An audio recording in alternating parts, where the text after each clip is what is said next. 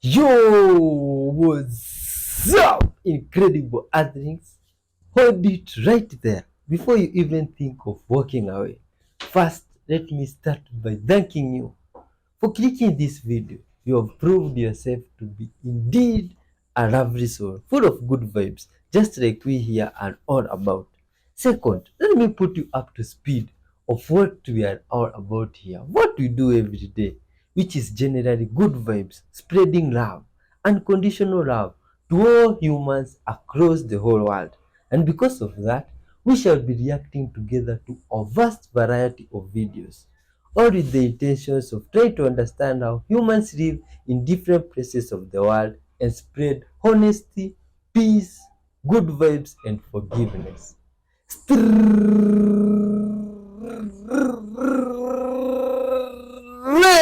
out of Africa with lots of good vibes. Kindly hit the like button. Tell us where you're watching from and watch till the end, man. Let's dive in. It's going to be interesting. Watch till the end.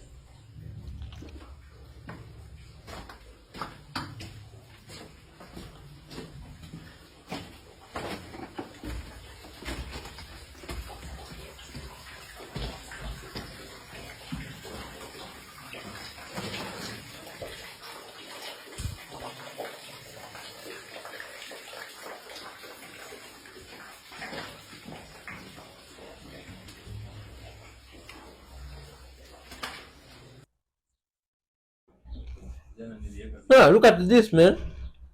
Oh, what is going on here? Oh, oh, some good vibes people here. They have some dog show. And these animals are incredible, man. I mean, that dog is that fast. Oh, this is good vibes, man. This is wonderful. Hmm. Much love to everybody, man. Thanks for clicking in. You're loved and respected. That's always a wonderful guest, have you seen? There is all that is. This is how we refer to what you call God. Everything is made of God. Existence itself is a self-aware intelligence.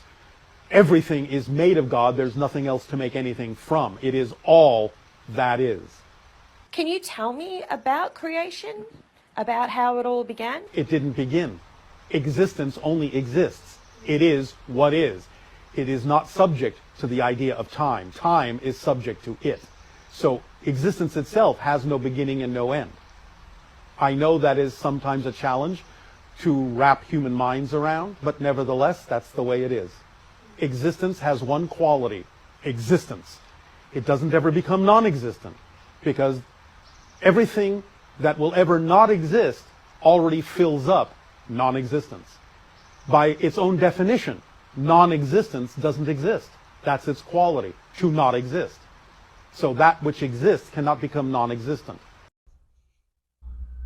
Oh, that is interesting. Look at this, man. What's going on here? Let's see. Ha! It's like some tree there is being cut and lifted. Oh my god. Yeah, this is amazing, man. Look at these people who have a machine for that. I'm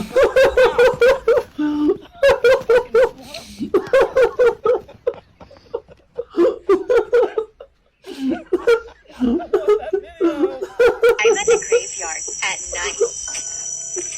Cleaning this abandoned grave for free. I have so many questions in my head. What happened? How did this grave get so dirty? Who's buried here? Her name's Bienvenida. Wow. Her name means welcome in Espanol. Wait a minute. Her grave should be welcoming too. But right now, this is the dirtiest grave I've ever seen. That's so unfair. Everyone deserves a beautiful resting place. Bienvenida died on July 23rd, 1980. Her star sign is Aries. My best friend is an Aries. I wonder what Bienvenida's life was like. Does she like chocolate cupcakes? What killed her? This transformation is a lot of work. I might be here all night, but it's so fun. Ooh, a little bug. Thank you to everyone who supports and follows. Welcome back, yeah, boys. I'm starting a new series. The new series is going to be called the MBA series.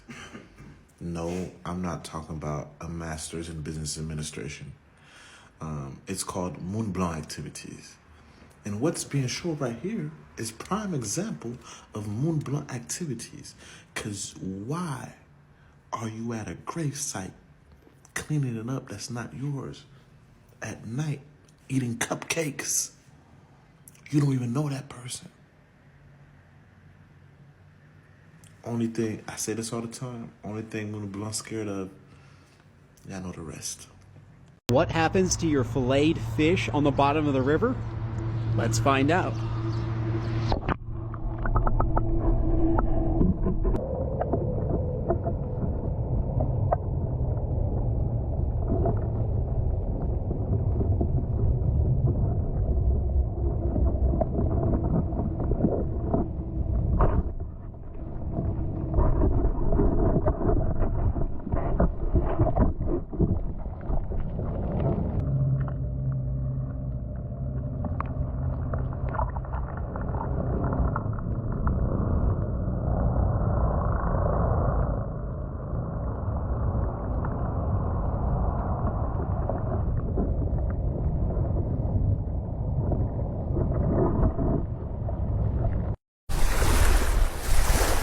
Check this out. Look what drifted in. A stretch 25 plus. Huh. Cool. I'll have to keep. Oh, they better move. What you need to do is move. They not. Oh my God.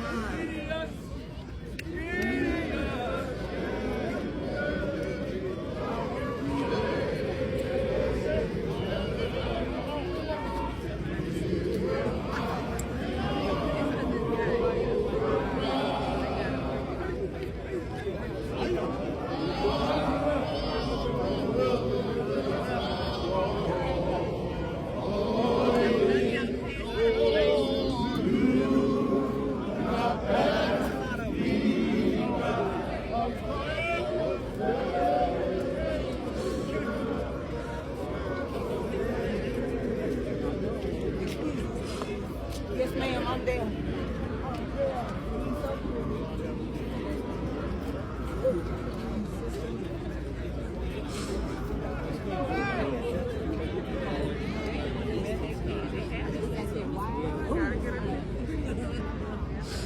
Oh, Lord.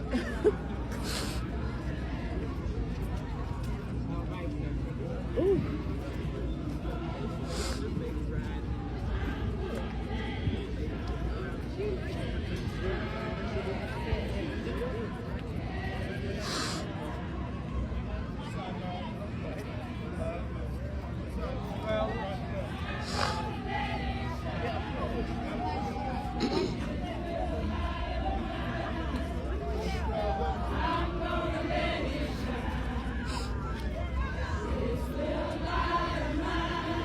Watch your step, ladies. Watch your step. Watch your step.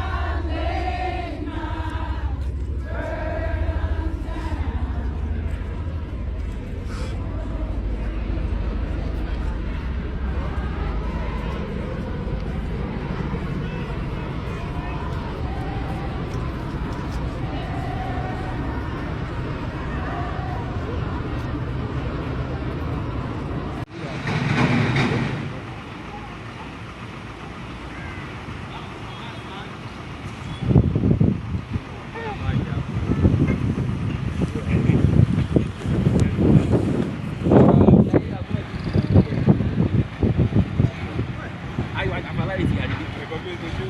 Afadhali ziharibike na hiyo bali hiyo imetoka. Ile zimamoto karibu wakakuja hapa wakatukodea.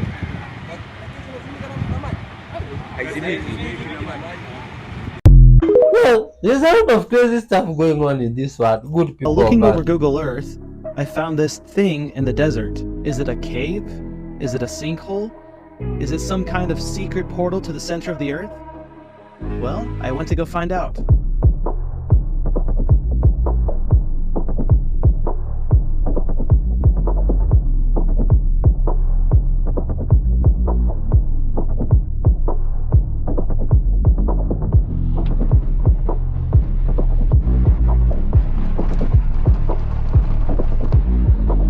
Okay, it's right over here somewhere.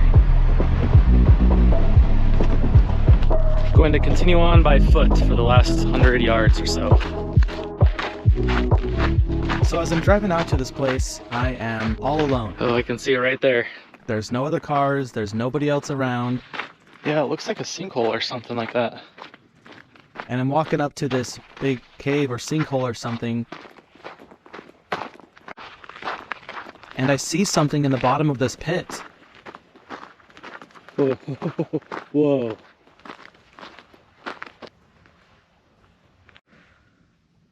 There's somebody down there.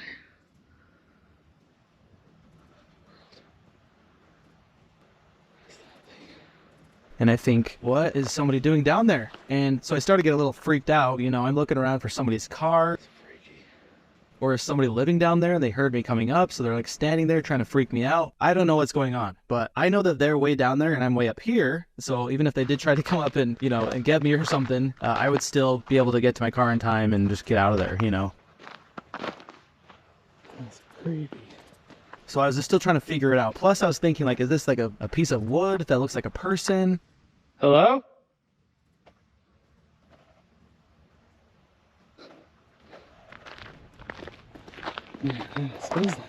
Is this like a rock that looks like a person or something? I don't know what I'm thinking, to be honest.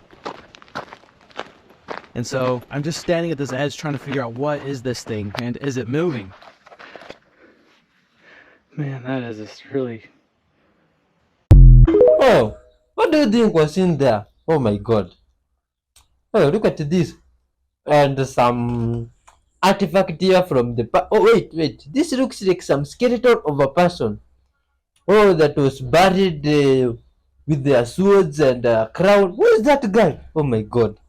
The earth is flat. Said no airline pilot ever.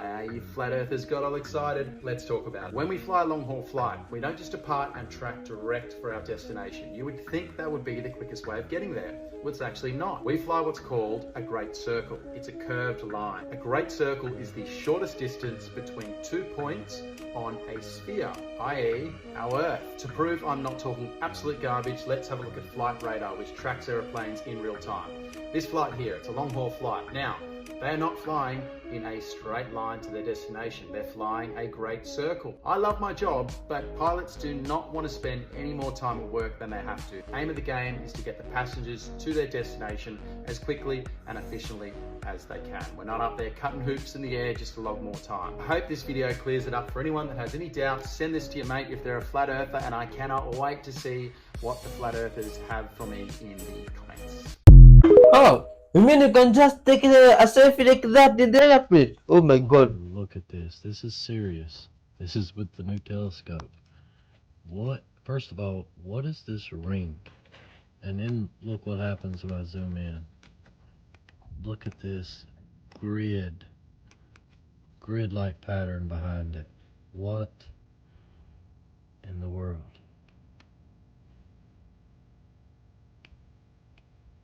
What is that?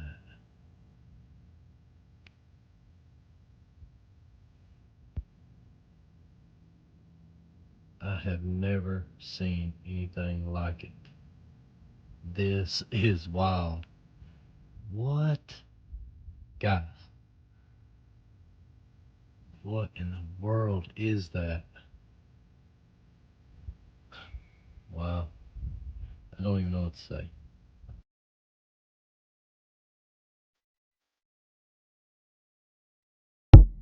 Oh man, what is that, good people of us? Gary has been introduced to walnuts today. What are walnuts? Well, let's see. It's like there is this.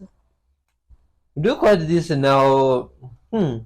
Looks like some grasshopper, only with a different name. Anyway, it's a good vibes animal. You see, if it's on this world and it's alive, maybe it even has some conscience or something like that. It's a good vibe. Much love to it, man. You see? Let's see what this guy is up to. You'll be surprised. Maybe one of these ants here can do incredible stuff. Maybe perform magic. We're locked in there and telepathically move to the next place. Or what do you call that stuff of moving from one place to another without using any mode of transport or something like that? The one that person disappears here and reappears another place. Something like telepathic transport or that name. There is some name there. You see, maybe this grasshopper can do that kind of stuff. Or have you ever seen one like that? Myself is new to me. The renegade of the Pleiadians. Oh my god. The time traveling aliens. Look at how they look like. Oh. Why do I feel like I've seen these people in some movies there? You see? Or maybe they took screenshots and put them in a book. But if not that, then those movies, they resemble these creatures.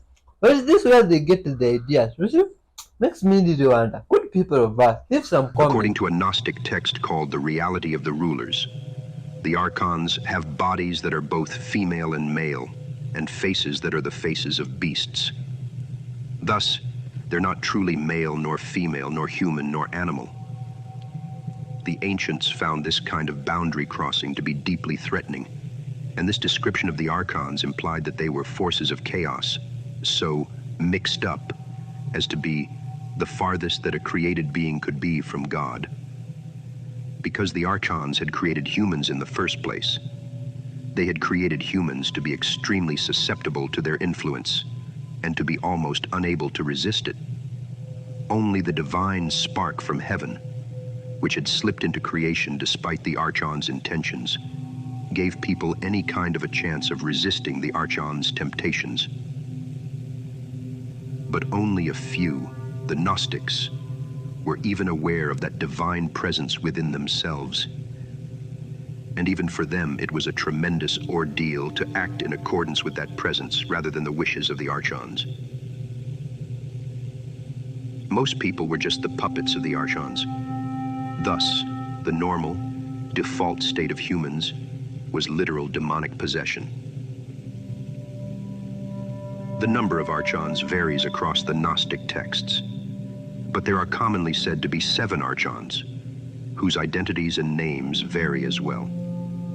These 7 corresponded to the 7 planets that had been identified in antiquity, whose movements were credited with producing astrological fate. Strangely, we see correlation with the Anunnaki and the 7 great gods of Sumerian texts. Oh man, did you know about that story, good people of Earth? You see? It's crazy stuff on this world, man. Oh my god. Hey, very surprising news today. Please leave your comments. Hit the like button there, man. So you're not reading the original anything, and choices are being made without you knowing it constantly, right? Choices that are influenced by the translator's theological perspectives, historical, guesses, all kinds of things. Lack of knowledge, right? There are words we don't know the meaning of. Translators got to take a crack at it. There are, how does the Bible begin, man? What are the first words of the Bible in English? Hit me. In the beginning, God. Yeah, finish this. In the beginning, in the beginning, God created the heavens and the earth. All right, that's good enough. Right? That's how your King James Bible begins. It's good stuff. Implies that there's nothing before creating heaven and earth, right? Right. Creation out of nothing, ex nihilo, right? Because that's what the people who translated the King James believed. My English translation, the Jewish Publication Society version, begins when God began to create heaven and the earth. That's different. There could be stuff before creation then. So you're reading an English translation with the choices the translator has made. Right. Right. That you, as the lay reader, don't know our choices because you don't know the thing it's being translated from or what the other alternatives are. So you're being presented with a version of the text that is not necessarily the version. Right? There is no the version. There's only, every translation is just a version. Okay, so that's one problem. What text is being translated? Right. The text that's being translated for you is the Masoretic text, right? That is to say, this now relatively, the form of the Hebrew that was standardized in the 11th century or so. That's the 11th century, of course, AD, right? Not the 11th century BC. So you're reading a translation of an 11th century manuscript, right? That was itself an attempt, at least in many cases, an attempt to like fix the problems of all the manuscripts that had come before it, right? So before the 11th century, a whole bunch of different Hebrew manuscripts with all kinds of varying kinds of terms. And someone was like, let's like get ourselves like a nice, tight, clean, we'll get all the problems out. So like there's decisions being made there by humans about which text is right. Virtually every English translation is based on one manuscript, right? One medieval 11th century, like 1,000 years ago, 11th century manuscript. We call it the Leningrad Codex because it happens to now reside in Leningrad. That Hebrew text is one manuscript, right? It's manuscripts, not printed copies, right? This isn't the kind of thing where you run off a million copies of the same thing, so every text is the same. Every manuscript's a tiny bit different. So my English translation is of the Leningrad Codex, but if I did an English translation of a different manuscript, some stuff would be maybe a tiny bit different because every manuscript has problems or, differences. And manuscripts, being manuscripts, like just have mistakes in them, right? So when you read your King James and you get to Genesis 22, which is the sacrifice of Isaac, near sacrifice of Isaac, and Abraham has lifted his knife to slay his son, and the angel stops him and says, don't do it. And Abraham at that point lifts his eyes and he sees a ram. In the King James, he sees a ram behind him. Right? It's a little bit weird. And he sees a ram behind him. Right? Like he lifted his eyes and saw a ram. It's weird. But that's because the King James is doing a literal translation of this Leningrad Codex, which has a typo right there. It's not a ram behind him. It's a ram, right? In Hebrew, this is the difference of like a tiny little tick of a line between the word achar, behind, and the word achad, one, right? That's all. It's just a typo. Right? It's like in English, I don't even know. It's like we don't even have letters that are even this close. It's like mistaking an O for a U. It's like mistaking a capital I for an L if you're not using, they're nearly identical letters, right? The Leningrad Codex has a typo there. Instead of he lifted his eyes and he saw a ram, it says he lifted his eyes and he saw a ram behind. The King James says behind. But it's a mistake. It's a mistake in that one manuscript. Right. My Jewish Publication Society version says a ram. It doesn't say behind because they know about the mistake, 500 years later or 400 years after the King James, like they figured it out, like we all knew about it. And so they fixed it because they recognized it was just an error. So who's reading the Bible, right? Your Bible's got a typo in it, man. And mine doesn't, kind of, but also, the Hebrew text that yours is translating had a typo in it. And other Hebrew texts from that period don't. And then what do we do about the fact that the 11th century manuscript that we're looking at is from the 11th century? Like it's 1,000 years old. I got manuscripts that are 2,000 years old. Shouldn't they be worth more? We call those the Dead Sea Scrolls. But which manuscript am I supposed to be am I supposed to just be reading the Dead Sea Scrolls? Is that the real text? It's different in all kinds of ways. Not only is the Dead Sea Scrolls text different from our current Hebrew text, but the Dead Sea Scrolls sometimes preserved multiple versions of the same Hebrew text. So, for example, I could find a text of the Book of Samuel from the Dead Sea Scrolls that looks a lot like the Book of Samuel that is in my Bible today. But I can also find from the Dead Sea Scrolls a Book of Samuel that's pretty different from my current Hebrew Bible. They're both 2,000 years old. Which one of them is the right one? And what happens when I tell you that the one that doesn't look like my current Hebrew text looks a lot like the 3rd century BC Greek translation of the Bible? Because the oldest text we have, not in manuscript, but the Greek translation, the Septuagint, is from the 3rd century BC, before the Dead Sea Scrolls. Now, I don't have a manuscript of it from then, but that's when that translation happened. Since the Septuagint isn't the same as the Hebrew, that is, the Greek and the Hebrew, the Greek seemed to be translating a different version of the Hebrew than the Hebrew I have now. Should I give more credit to the Greek than to the Hebrew? Sometimes. What if I really like the book of Jeremiah as I'm reading it in my Hebrew right now? Too bad the Septuagint, the Greek version, is like a 1/6 shorter. There's got all sorts of stuff in the Hebrew that's not in the Greek. Right. Like, which one is the Bible? Is it the longer version of Jeremiah or the shorter version? Right? They both got claims to antiquity. The Septuagint Greek may have a better claim. I don't know, maybe not. Like, what about the 2 versions of Samuel?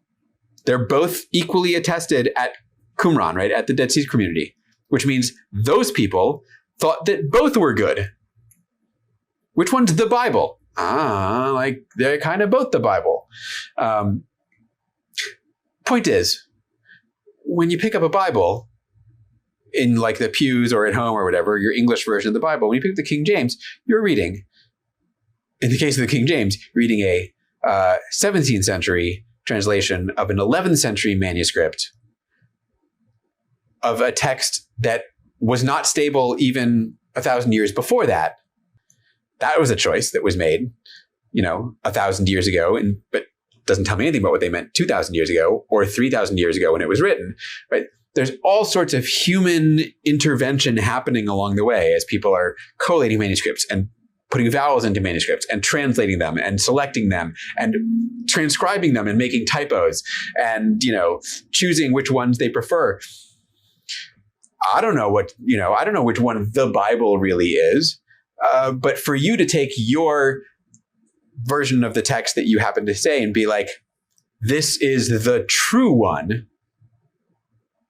that's a hard case to make, man. Yeah. And if you read the Hebrew, it says there, divided something like divided the nations according to the sons of Israel, which makes zero sense, right? What does it mean to divide all of the nations according to the sons of Israel? Right? That's not a meaningful sentence, really. And there was no way to understand it until we compare it with the Greek text that doesn't say sons of Israel, says the sons of the gods, right? Which is to say, really, sons of gods is just a way of saying gods, right? The divine beings. And there's the myth, right? We divide up the nations and the gods, right? We apportion the nations among the various deities. Every single text in the Bible has been altered. Even the earliest ones we have. Especially the earliest ones we have, right? The earliest ones have been altered the most, right? Because there's been the most time for them to be updated and changed and expanded and reframed and all of these things. Oh man, that's a lot of information. Thanks for watching up to this for Good Vibes people. There's a lot of videos that has passed today with the just crazy and incredible information. And all of that, man, I'd like you to leave your thoughts of what you think about that. Do you agree, disagree? Also tell us where you're watching from. You see, big up to all those that have hit the like button. And if it's your first time here, lots of love and respect to yourself. Feel welcome, be our subscriber and our member. Much love to everybody, man. Today I had a list of some guys here that have been doing some good work in the comment section. And I had told myself I shall give a shout out to a few. Where is that paper? Let me check it. Just a minute, good people of Earth. Thanks to everybody, man. I don't know if I can remember a few. Oh, I'll leave them in the next video. Thanks for watching up to this far. Lots of love and respect. Stick along, man. Some good voice video be coming your way. Peace and love. Bye bye.